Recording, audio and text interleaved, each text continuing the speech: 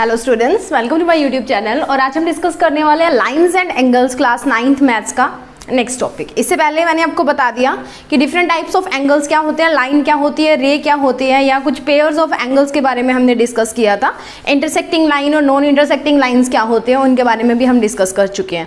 सो अब हम डिस्कस करने वाले हैं, आज हम दो एक्सियम्स और एक थ्योरम को डिस्कस करेंगे। ओके, दो एक्सियम्स प्लस एक थ्योरम को हम डिस्कस करने वाले हैं। तो एक्सियम नंबर 6.1 है हमारे पास, दैट इज अगर एक रे है, इफ अ रे स्टैंड्स ऑन ए लाइन, कोई लाइन है, ठीक है, ऐसे कोई लाइन है, इसके ऊपर अगर कोई रे जो है वो स्टैंड करती है, मैं आपको दिखाऊं।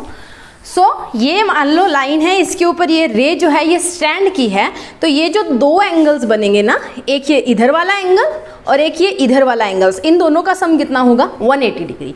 अगर कोई भी रे, ये वाली जो रे है किसी लाइन के ऊपर स्टैंड करेगी, सो ये वाला एंगल प्लस ये वाला एंगल, दोनों का सम कितना होगा 180 डिग्री, जो हमने लीनियर पेयर के अंदर बात की थी। लीनियर पेयर्स हमारे वो दो एडजेसेंट एंगल्स होते हैं जिनका सम कितना होता है 180 डिग्री होता है। सो क्या बोल रहा है, if a ray stands on a line then the sum of adjacent angles is 180 degree, जैसे कि हमने लीनियर पेयर्स में मैंने आपको प्रीवियस वीडियो में बताया। नेक्स्ट हम देखते हैं कि कैसे ये डिस्कस हो। अब देखो, एक रे ये भी तो आ रही है, ये रे है, बट ये लाइन के ऊपर स्टैंड नहीं कर रही। 150 प्लस 70 करोगे 220 बन रहा है, क्योंकि ये सीधी स्ट्रेट लाइन पे ऐसे आ रहा होता ना, तो हम इसको बोलते हैं कि ये लीनियर पेयर्स है और इसका सम 180 डिग्री है। बट ये इस पे स्टैंड ना करके ये लाइन हमारी कैसे चलेगी, इधर चलेगी, तो ये तो हमारा इस केस में नहीं आता। नेक्स्ट बात करूं इसकी, तो अगर मैं इसको लाइन लेती हूं तो ये ऐसे जानी चाहिए थी, या इसके ऑपोजिट कोई लाइन ऐसे आनी चाहिए, तो मान लेते कि ये जो रे है ये इसके ऊपर स्टैंड कर रही है, बट ऐसा कुछ भी नहीं है। यहाँ पे हमारी एक रे स्टैंड जरूर कर रही है बट लाइन के ऊपर नहीं है, तो 80 प्लस 60 करोगे यहाँ पे तो 140 बनेगा, तो ये भी हमारा केस खत्म हो गया। थर्ड केस में देखो, एक लाइन बन रही है, इस लाइन के ऊपर ये OC जो है वो स्टैंड कर रही है, यानी कि AB लाइन के ऊपर OC रे स्टैंड कर रही है, और 125 प्लस 55 करोगे 180 डिग्री बनेगा। यानी कि अगर मैं बोलूँ angle AOC plus angle BOC अगर हम करेंगे तो कितना बनेगा 180 डिग्री बनेगा। तो ये हमारी जो रिक्वायर्ड कंडीशन है उसको सेटिस्फाई करता है। देखो दोबारा देखो, ए ray stands on a line, ये OC कोई रे है जो स्टैंड की है AB के ऊपर। इसके अलावा अगर मैं देखूँ तो कोई भी लाइन के ऊपर स्टैंड नहीं करा, यहाँ पे भी 3 रेज बन रही है, यहाँ पे भी 3 रे बन रही है, यहाँ पे AB जो है वो एक लाइन बन रही है।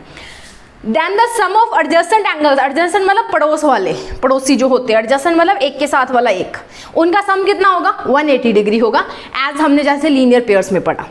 नेक्स्ट जो एक्सियम नंबर 2 है हमारा, दैट इज 6.2 एक्सियम, वो क्या बोलता है, वो बिल्कुल इसका उल्टा है कि अगर दो एडजेसेंट एंगल्स का सम 180 डिग्री होता है तो एक रे जो है वो स्टैंड करती है किसी लाइन के ऊपर।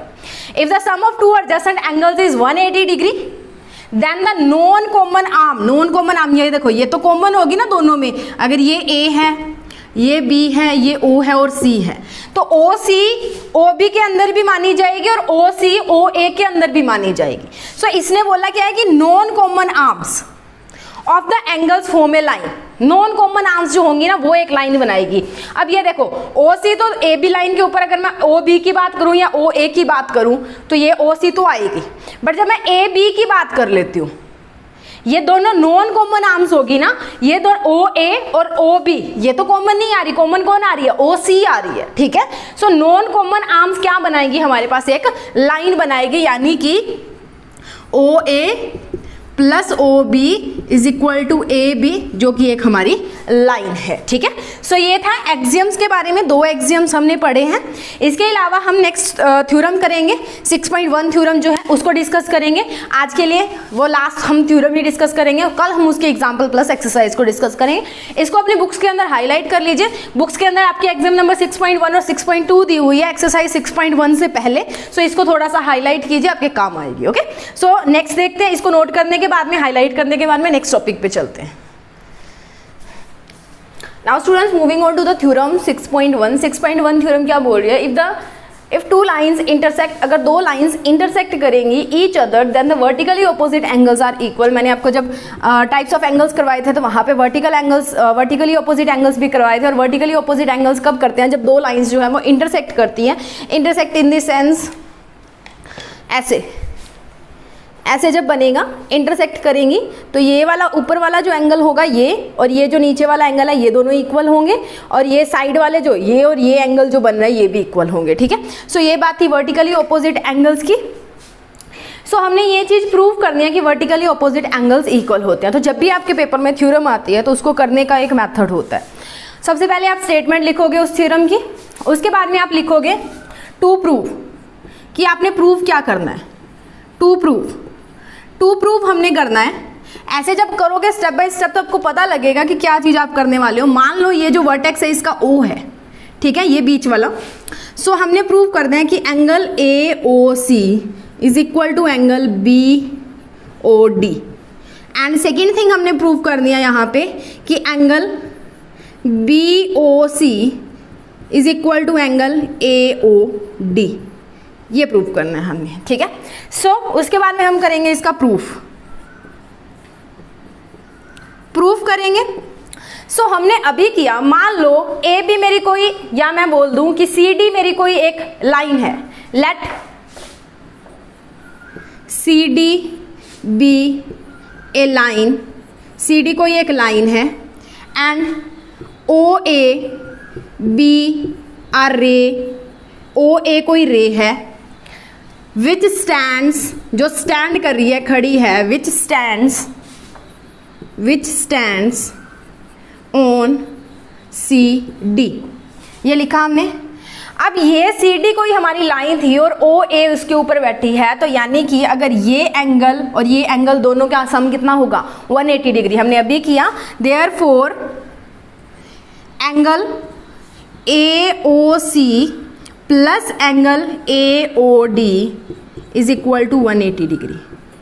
ओके, नाउ अगर मैं यही बात करूं कि AB मेरी कोई लाइन है, AB, या मान लो AB मेरी कोई लाइन है और ये OD जो है वो रे है, वो यहाँ पे खड़ी है, ठीक है। AB मेरी कोई लाइन है और OD जो है वो उसके ऊपर खड़ी है, तो सिमिलरली क्या होगा? दिस एंगल AOD, या you can say BOD plus AOD is equal to 180 degree. यही आएगा। सिमिलरली आप लिख सकते हो दोबारा कि let AB be a line and OD जो है वो आपकी रे है जो स्टैंड कर रही है AB के ऊपर, ठीक है। आप ये लिख सकते हो, या आप सीधा लिख लो similarly BOD is equals to AOD that is equals to 180 degree.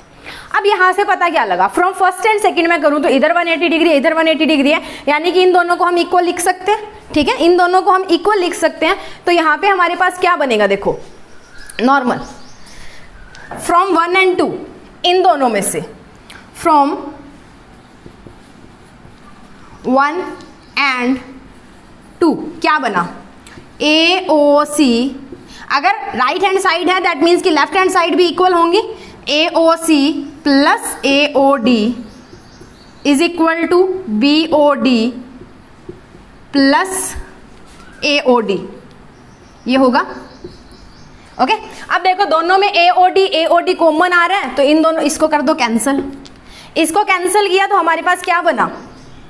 That is angle AOC is equal to angle BOD। ये हो गया, AOC BOD के इक्वल हो गया, ठीक है। इसको नोट डाउन कीजिए। उसके बाद में हम BOC को AOD के इक्वल करते हैं। सिमिलरली आपने यही कंसेप्ट दोबारा लगाना है। पहले हमने CD ली है, उसके ऊपर OA खड़ी है, फिर हमने AB ली, उसके ऊपर OD खड़ी है, अब अगेन AB लो, उसके ऊपर OC खड़ी है, और अगेन आपने CD लेनी है जिसके ऊपर OB खड़ी है, ठीक है। लिखिए इसको, उसके बाद में अगला पार्ट करते हैं इसका। यहाँ पे हमने एक प्रूव कर लिया है, ये वाला हमारा प्रूव हो चुका है। अब इसकी डिस्कशन करेंगे, इसको नोट डाउन कीजिए। Now students, BOC is equals to AOD put करेंगे हम, ये प्रूफ करेंगे। ये दो एंगल्स जो है इनको इक्वल प्रूफ करेंगे। इनको इक्वल प्रूफ करने के लिए हम लिखेंगे प्रूफ। सो प्रूफ के अंदर क्या आएगा? लेट लेट देखो हमें क्या चाहिए, एक तो AOD चाहिए, AOD चाहिए तो AOD किस पे आएगा कि AB लाइन है उसके ऊपर OD जो रे है वो खड़ी है। Let AB be a line and OD ray stands on it, या AB पे आप लिख सकते हो कि उसके ऊपर स्टैंड कर रही है। देयरफॉर क्या होगा, एंगल AOD प्लस एंगल कौन सा BOD is equal to 180 degree. Similarly let हमारे पास CD एक लाइन है जिसके ऊपर OB रे खड़ी है। Let CD be a line and OD आएगा यहाँ पे, OD ray stands on it, इसके ऊपर खड़ी है। सब ये स्टैंड करेगी, CD लाइन है उसके ऊपर OB पड़ी है, यानी कि BOC और BOD इक्वल होंगे हमारे, इक्वल नहीं सम 180 डिग्री होगा। BOC और BOD जो हैं वो कितने होंगे, 180 डिग्री के होंगे।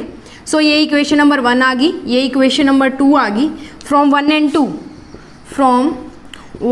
एंड 2 देखो राइट हैंड साइड में दोनों के 180 डिग्री है, अगर राइट हैंड साइड इक्वल है तो लेफ्ट हैंड साइड भी इक्वल होगी, यानी कि AOD plus BOD is equal to BOC plus BOD।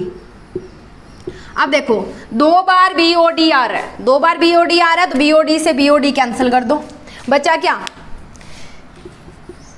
AOD is equal to BOC, या कैसे भी लिख सकते हो कि BOC इक्वल टू AOD, कुछ भी हो सकता है, ठीक है। इसको चाहे आप इसमें चेंज करना चाहो तो इसको ऐसे लिख दो कि angle AOD is equal to angle BOC।